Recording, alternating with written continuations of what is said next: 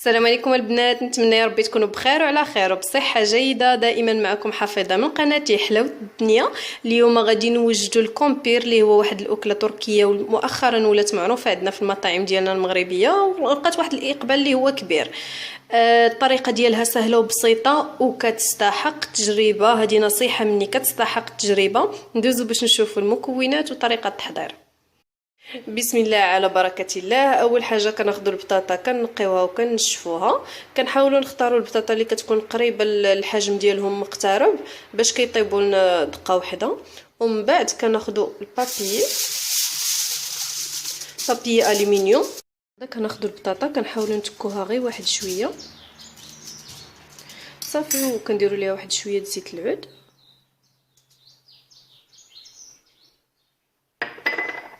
كنديروا ليها شويه ديال الملحه، شويه ديال البزار صافي. وبهكذا كندوروها في البابي الومنيوم، كنصوبهم كاملين، كندخلوهم للفران لمده ديال ساعه ونص ومن بعد نتلاقاو. اذا هكا البنات، من بعد ما البطاطا ديالنا ولات جاهزه وطابت مزيان هكا، من بعد ساعه ونص غادي نحتاجو باش نعمروها. عندنا هنايا خيزو محكوك، عندنا شويه ديال الزيتون مقطع، شويه ديال المايس، واحد شويه ديال المخللات كيبقاو على حسب الاختيار حيت كيكون واحد شويه الملوحه زايده فيهم. عندنا هنايا شويه ديال الزبده وشويه ديال الفرماج. انا عندي هنا فرماج احمر، والا كان عندكم متوفر الموتزاريلا يكون احسن. عندنا هنا واحد الباربه طايبه محكوكه. عندنا شويه ديال الكفته، هي الكومبير كتدار في الاساس بالصوصي، وانا كيبقى لكم الاختيار على حسب الذوق ديالكم. انا غنصوبها بالكفته. وعندنا هنايا شويه ديال المايونيز وشويه ديال الكيتشوب. اذا على بركه الله.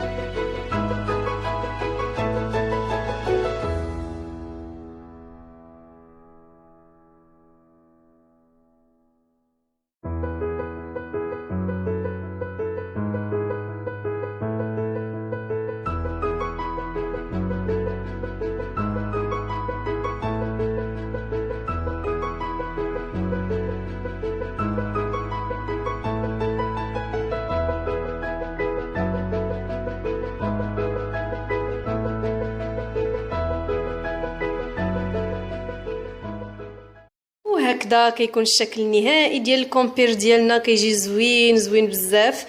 كيستحق تجربه البنات، فعلا كيستحق تجربه. شكرا بزاف على المتابعه، ما تنساوش تدعموني بجيم ولي لايك، ودعموني في القناه ديالي وتشتركوا فيها. شكرا بزاف.